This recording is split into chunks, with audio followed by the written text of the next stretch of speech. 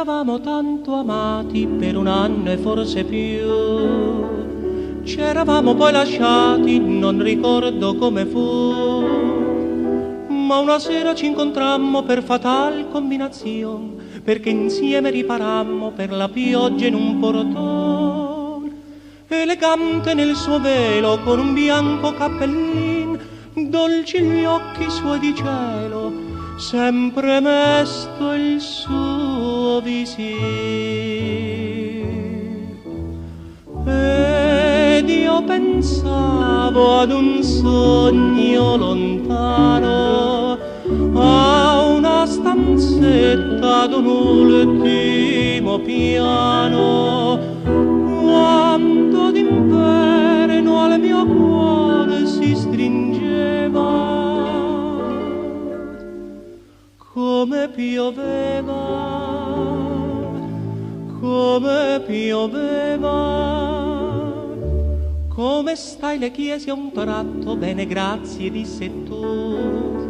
Non c'è male, poi distratto, guarda che acqua viene giù.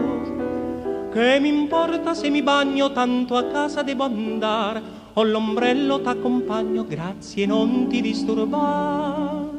Passa a tempo una vettura, io la chiamo e lei fa no, dico via senza paura, su montiamo e lei montò. Così pian piano io le presi la mano, mentre il pensiero vagava lontano. Quando d'inverno al mio cuore si stringeva, come pioveva, come pioveva. Ma il ricordo del passato fu per lei il più gran dolore, perché al mondo aveva dato la bellezza ed il candore. Così quando al suo portone un sorriso mi abbozzò, nei begli occhi di passione una lacrima spuntò.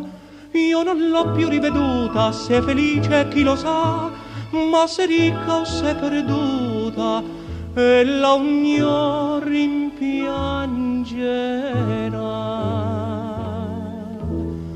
Quando una sera in un sogno lontano nella vettura le presi la mano, quando salvare ella ancor si poteva,